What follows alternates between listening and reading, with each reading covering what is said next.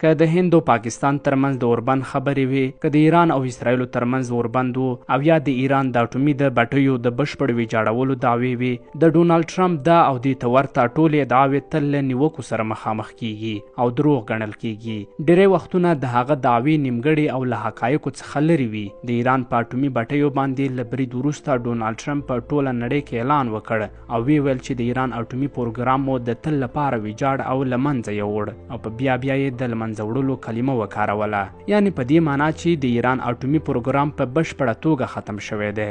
خو د ټرمپ دروغ هلته ښکاره شول چې راپورونو د هر څه رابرسېره کړل چې د ایران د اټومي بټیو یا بیخي زیان نه دی لیدلی او یا یې هم لږ تر لږه لږ زیان لیدلی دی، او دا راپور په خپله د امریکا د دفاعي استخباراتي ادارې لخوا چمتو شوی و.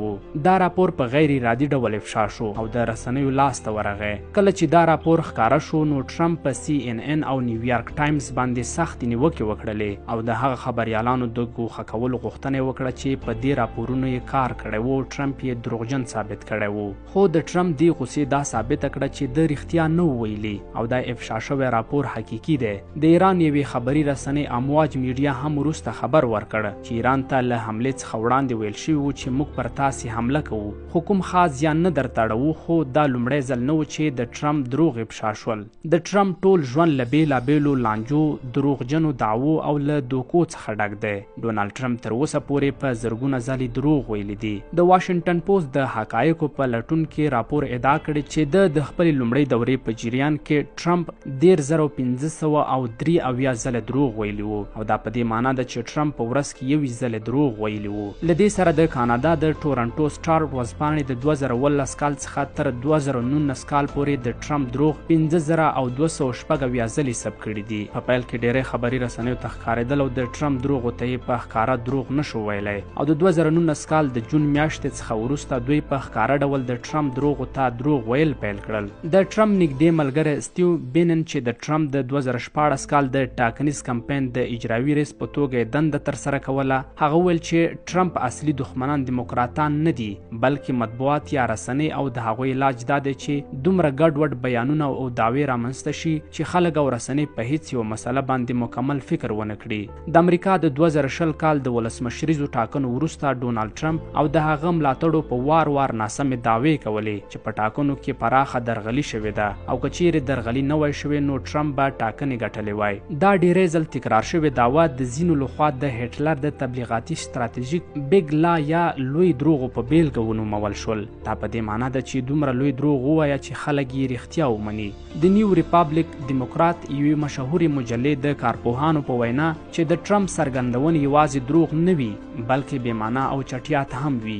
ډیری پروفیسرانو، شنونکو او سیاست څارونکو وایي چې سیاستوال دروغ وایي، خو ټرمپ په دې مسله کې په بشپړ ډول له نورو سره توپیر لري. کارول مکرینن چې د 2018 کال د یو امریکایي توکم پوه وایي چې په سیاست کې دروغ ویل عامه خبره ده، خو ډونالډ ټرمپ یو داسې سیاستوال دی چې په دروغ ویلو کې تر ټولو ډیر مهارت لري. له دې ورهاخوا تاریخ پوه ډیکلا وایي چې د امریکا ولسمشران د تاریخ په اوږدو کې دروغ ویلي دي، خو ټرمپ یو داسې ولسمشر دی چې بار دروغ وایي او دا عادت هم ګرځېدلی دی. د امریکا ځینې کارپوهان ویلي چې ټرمپ ته د نوبل جایزې پر ځای د نړۍ د تر ټولو لوی دروغجن انسان جایزه ورکړل شي. ټرمپ یو ځل خپل مطبوعاتي سکرټرې ته سټیفن راشم ته لارښوونه کړې وه چې یوه خبره بیا تکراروه، مهمه نه ده چې دروغ وي او که رښتیا، خو همدې ته یولو ټریټ افیکټ ویل کیږي، او همدا طریقه هټلر هم استعمالوله. په دې کې دروغ دومره علمي معرفي کیږي چې خلکو ته رښتیا ښکاره شي.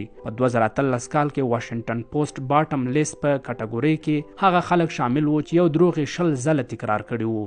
په حیرانونکي ډول ډونالډ ټرمپ لومړنی او تر اوسه پورې یوازینی سیاستوال دی چې په ورځ کې 14 په دې کټګورۍ کې شامل دي. دا په دې معنی ده چې هغه په قصدي ډول په وار دروغ وایي. د CNN د حقیقت موندونکي ډینل ډیل وایي چې ټرمپ دومره نوي دروغ سره ګډوي چې رسنۍ نشي کولی چې ځان پسې ورسوي. ټرمپ دومره ډیر دروغ ویلي چې ان رسنۍ هم ستړي کړي دي. په 2011 کال کې ډونالډ ټرمپ لومړی په یوه مرکه کې ویل چې باراک اوباما په متحده ایالاتو کې نه دی زیږېدلی، هغه د زیږون سند نه لري او هغه چې کوم سند ښودلی دی هغه جعلي دی، ځکه هغه د متحده ایالاتو ولسمشر کېدو حق نه لري. په راتلونکو 5 کلونو کې ټرمپ په مختلفو مرکو او د خپل ټاکنیز کمپاین جریان کې په اوباما باندې نیوکو ته دوام ورکړ او ادعا یې وکړله چې هغه په کینیا کې زیږېدلی دی، نه په متحده ایالاتو کې، ځکه چې د هغه د زیږو اصلي سند هیڅکله په عامه توګه نه دی خپور شوی. دا خبره دومره عامه شوله چې خلکو به په اوباما باندې په رښتیا سره شک کول پیل کړل. بالاخره اوباما اړ شو چې د خپل زیږون اصلي سند خپور کړي او د هغه شیبه وه چې ټرمپ بیا دروغجن ثابت شو، ځکه چې په سند کې په څرګند ډول لیکل شوي و چې اوباما په 1961 کال د امریکا په هوایي ایالات کې زیږېدلی دی. خو د خپلو دروغو معلومولو پر ځای ټرمپ ټوله پړه په بل چا واچوله. خو 2014 کال کې ټرمپ بالاخره ومنله چې اوباما په امریکا کې زیږېدلی دی، خو هغه په هغه وخت کې په کلینټن باندې تور ولګو چې په حقیقت کې هغه ویلي و چې اوباما په کینیا کې زیږېدلی دی. خو BBC ومنله چې کلینټن هیڅکله په اوباما دا تور نه دی لګولی.